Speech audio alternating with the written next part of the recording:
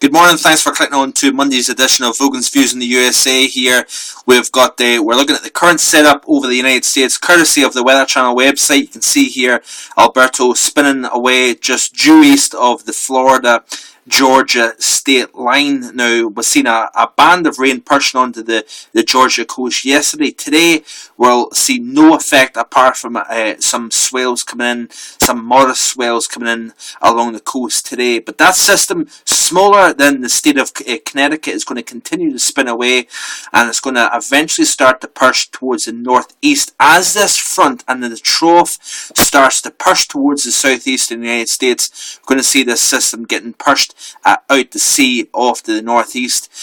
Further north, we've got an area of low pressure. Moisture associated with that low pressure is pushing onshore.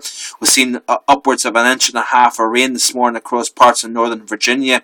We're seeing some very heavy pulses pushing across northern parts of the state of New Jersey. With some flood warnings around about the New York City area this morning. The reason for that moisture pushing onshore is we've got an area of high pressure off to the north. That is, of course, pushing an easterly flow in. So it's a wet, muggy, dull kind of morning across the northeastern United States, starting off the work week. We have also seen the push of this cold front across and through the Chicago area. We've seen temperatures upwards of 93 degrees yesterday afternoon across Chicago, 92 on Saturday. And the heat eventually, first of all, started off across the northern plains Friday afternoon, where we've seen temperatures into the mid-90s in eastern North Dakota, South Dakota, upper 90s for parts of the southwestern part of Minnesota, and temperatures record-breaking warmth in Minneapolis of 92 degrees. Going was that heat yesterday. We've seen temperatures only at 61, should I say, in Minneapolis. Stark contrast from the 88 on Friday, or should I say Saturday, and the 92 on Friday. But we're going to be starting to see temperatures warm up across the northern plains in the coming days. High pressure now starting to build once again across the Four Corners region. And we can have a quick look at the ECMWF upper chart.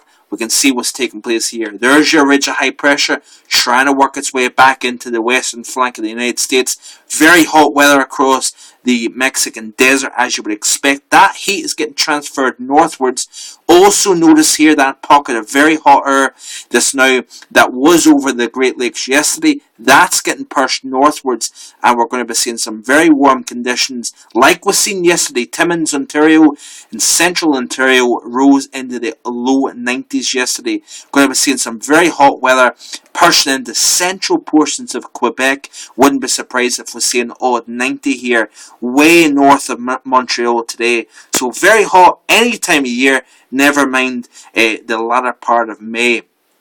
But over the next few days, folks, we're going to be starting to see some interesting weather evolve. We're going to be seeing this storm system carve out a new trough over the west, and that will be colliding with the building warmth that's going to be pushing northwards out of Mexico as we progress into the upcoming week. By midweek, by Wednesday, there's the trough digging in, but the heat is still flowing northwards. That will come up against the resistance of this trough, this cold pocket of air.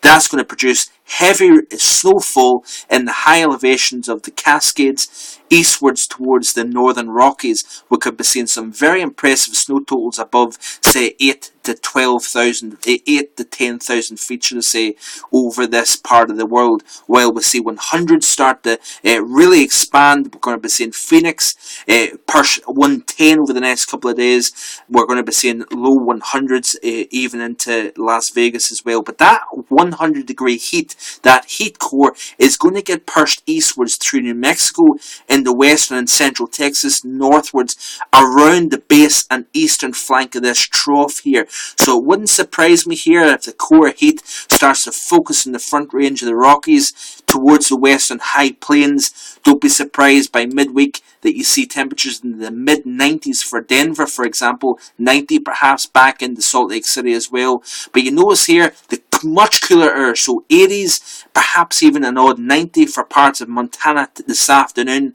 By Thursday afternoon, we could be struggling to see temperatures getting out of the 40s, into the low 50s, for example, while high elevations sees that snowfall. 80s and 90s will get pushed back into the Dakotas after that cool down in the past few days, and we're going to be seeing that heat pushing perhaps 90 degrees back into Minneapolis again. By Thursday and into Friday, this is your danger zone, folks. As we start to see that cooler air, very, very cold air in the 400 millibar level, Joe Bastardi quite often alludes to this, the cooling down of that 400 millibar level over the central part of the United States. Watch out for severe weather. We're going to have very hot, very humid, very unstable air in the lowest levels of the atmosphere by midweek and the latter part of the week, while we see cold overriding air in the mid and upper levels. What does that suggest? Well, over anywhere from Texas through Oklahoma, Kansas, even up into Nebraska, and that will push towards the Iowa and the upper Midwest region. That is your danger zone by the latter part of this week for severe weather. We've got a fight zone taking place. We've got cold, dry air to the northwest,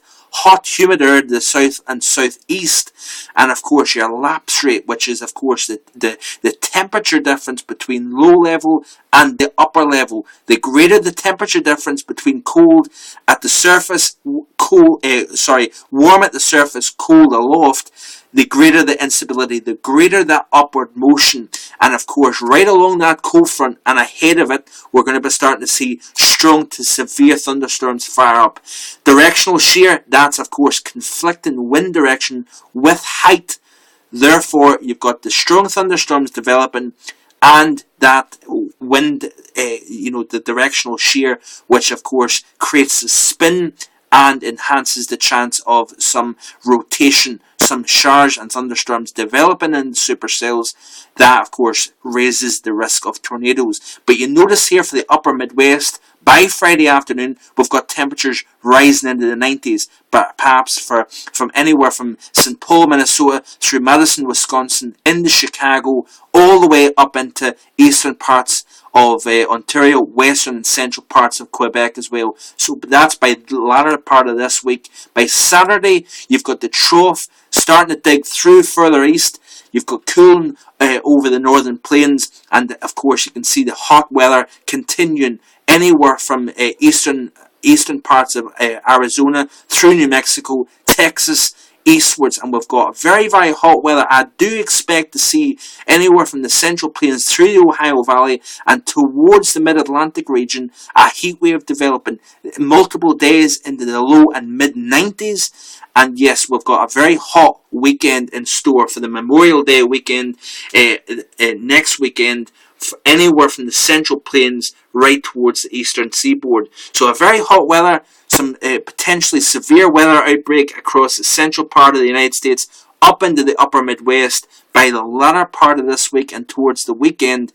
Big snows potentially for the Rockies towards the Cascade Mountains, and we have got a tremendous week of weather ahead. So plenty of heat, plenty of storm action across the Midwest. Keep checking back and I'll keep you up to date. Have a great day, folks. Bye-bye.